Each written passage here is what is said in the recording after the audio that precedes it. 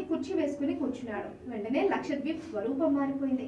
చాలా మంది తమ సాహస క్రీడలకు అనువైన ప్రాంతంగా లక్షద్వీప్ ను ఎంచుకుంటున్నారు.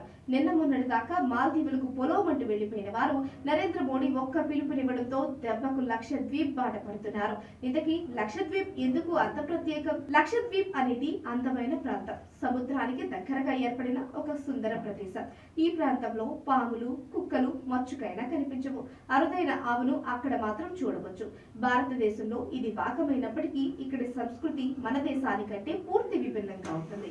లక్షద్వీప్ 36 చిన్న చిన్న ద్వీపాలతో కూడి ఉంటుంది.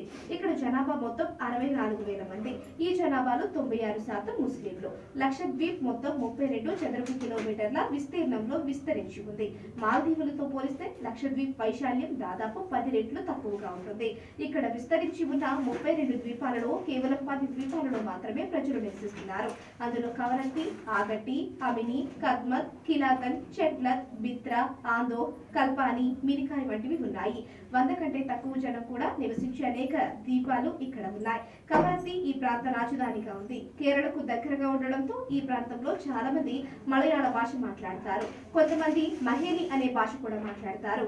మాల్దీవుల్లో ప్రజలు మాట్లాడే భాష కూడా ఇదే. లక్షద్వీప్ ప్రజలకు ప్రధాన ఆదాయ వనరు సముద్రం. ఈ సముద్రం మీద ఆధారపడి చాలా మంది వివిధ రకాల వ్యాపారాలు చేస్తూ ఉంటారు. కొబ్బరి తోటల పెంపకం, చేపలు పట్టడం, సముద్ర ఆధారిత వ్యవసాయం చేయడం వంటి పనులు ఇక్కడ ప్రజలు చేస్తూ ఉంటారు. లక్షద్వీప్ కేంద్ర పాలిత ప్రాంతంగా ఉంది. ఇక్కడ నౌకాదళ స్థావరం కూడా ఉంది. లక్షద్వీప్ సముద్రంలో 600 కంటే ఎక్కువ చేపల జాతులు ఇక్కడ ఉంటాయి. 78 కంటే ఎక్కువ పగడాలు ఇక్కడ దర్శనమిస్తూ ఉంటాయి. 1956లో దీని పేరు లక్షద్వీప్ అనే మార్చడానికి ముందు లక్కడివ్ అనే పేరు పిలిచేవారు. ఇక కవరత్తి ప్రాంతంలో కాకులు అస్సలు కనిపించవు. లక్షద్వీప్ లో పిల్లులు, ఎలకలు ఎక్కువగా కనిపిస్తూ ఉంటాయి. ఈ ప్రాంతాన్ని రేబీస్ రహిత రాష్ట్రంగా ప్రభుత్వం ఎప్పుడో ప్రకటించింది. బటర్ ఫిష్ లక్షద్వీప్ అధికారిక జంతువు. 6 రకాలకు చెందిన సీతాకోక చిలుకలు పోలి ఉన్న చేపలు ఇక్కడ కనిపిస్తూ ఉంటాయి. సూరి టర్ ఈ రాష్ట్ర పక్షి. బ్రెడ్ ఫ్రూట్ ఈ రాష్ట్ర చెట్టు. ప్రపంచంలో కొన్ని ప్రాంతాలలో మాత్రమే కనిపించే సైరేనియా అనే జంతువు ఇక్కడ దర్శనమిస్తూ ఉంటుంది. అయితే ఈ జాతి అంతరించిపోయే ప్రమాదంలో ఉంది.